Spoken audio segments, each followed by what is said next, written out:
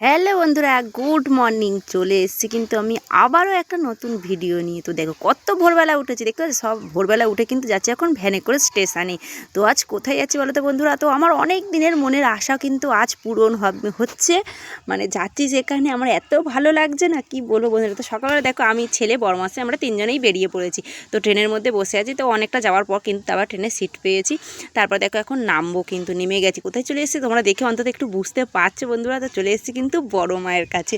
মানে আমি বলবো কি, আমার এত মানে যেতে পেরেছি আমি সত্যি খুব নিজেকে ধন্য মনে করি। সবসময় ভাবি যাব যাব, কিন্তু সবসময় আর গিয়ে ওঠে না, যে মানে যাওয়া হয় না। তো বড় মাকে চলে গেছি, আর লাইনটা খুবই কম ছিল। তো মায়ের আশীর্বাদে তাড়াতাড়ি খুবই কম ছিল লাইনটা, আর অনেক তাড়াতাড়ি মায়ের কাছে পৌঁছে গেলাম। তো দেখো, তো ডালা টালা সমস্ত কিছু কিনে নিয়েছি, নিয়ে ভেতরে আছি। আর এখানে একটা জিনিসই খুব ভালো, কি ভিডিও করতে দেয়, কিন্তু অনেক জায়গায় ভিডিও করতে দেয় না।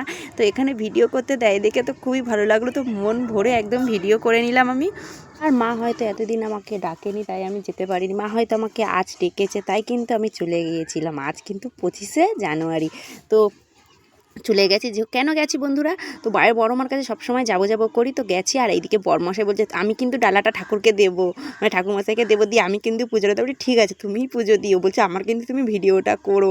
মানে ওরও এত ভালো লেগেছে, ও কিন্তু নিজে ঠাকুরমশাইকে ডালা নিয়ে গেছে আর আমাকে বলেছিল ভিডিও করতে। তো আমি কিন্তু ভিডিও করছি, ওরও খুব ভালো লেগেছে, আর ও সত্যিও খুব খুশিও হয়েছে গিয়ে। কিন্তু সবসময় যাবো যাবো করি, এবারে কিন্তু গিয়েছি, এত ভালো লেগেছে কি বলবো, মানে বলে বোঝাতে পারছি না। তো মা এতদিন ডাকেনি, তাই যেতে পারিনি। মা হয়তো আমাকে আজ ডাকলো, গেছি। আর আমি যেহেতু ঘর প্রবেশ করব, ঘর কাজটা কিছুটা কমপ্লিট, তো সেই জন্য মাকে গেছিলাম মায়ের কাছে পুজোটা দিয়ে, মাকে জানিয়ে এসে তারপরে তো আমি ঘরে ঢুকবো। তো সেই কারণে কিন্তু আমি মাকে জানাতে গিয়েছিলাম। তো ভিডিওটা পুরো দেখতে থাকো বন্ধুরা। আজকে ভিডিওটা কেমন লাগলো তোমাদের অবশ্যই কিন্তু সেটা বলো। মায়ের কাছে গিয়েছিলাম, আলতা সিঁদুর নিয়ে গেছিলাম, ডালার মধ্যে যা যা থাকে দিয়েছিল।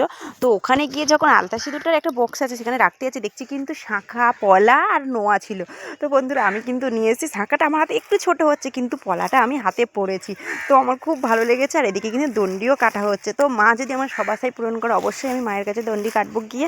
তো গঙ্গায় এখন যাচ্ছি। তো প্রথমে যাওয়া হয়নি, তো রিক্সা থেকে নেমেছি। সব মানে যে দোকান লোকগুলো থাকে পুজোর ডালার মানে বিক্রি করার জন্য, তারাই বললো যে এখন মন্দিরে ভিড় হয়ে যাবে, যেহেতু আমরা সকালে গেছি, বলছি মন্দিরে ভিড় হয়ে যাবে, আগে আপনারা পুজোটা দিয়ে দিন। তো ওনাদের গঙ্গা জল দিয়ে হাতটা ধুয়ে নিলাম, আর গাড়িটা ছোড়া দিয়ে পুজোটা দিয়ে দিলাম, দিয়ে কিন্তু তারপরে গঙ্গায় গিয়ে হাত পাটা ধুলাম। তারপরে বন্ধুরা ঘড়ির কাটায় আছে, বাজে দেখো 12টা। তার মধ্যে কিন্তু আমরা চলে এসেছি পুজো।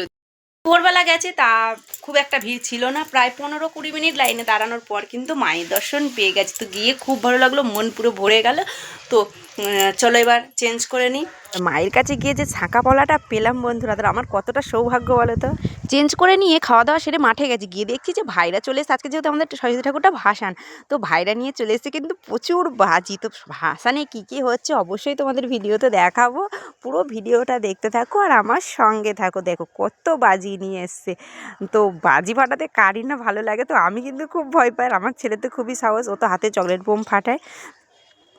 আর এইদিকে ডিজে টিজে সব হবে, বক্স টক্স সমস্ত কিছু রেডি হয়ে গেছে। আর সারাদিনের ব্লগটা আমার কেমন লাগলো অবশ্যই কমেন্ট করে জানিও। যারা ভিডিওটা নতুন দেখছো প্লিজ চ্যানেলটিকে সাবস্ক্রাইব করে দিও। টাটা।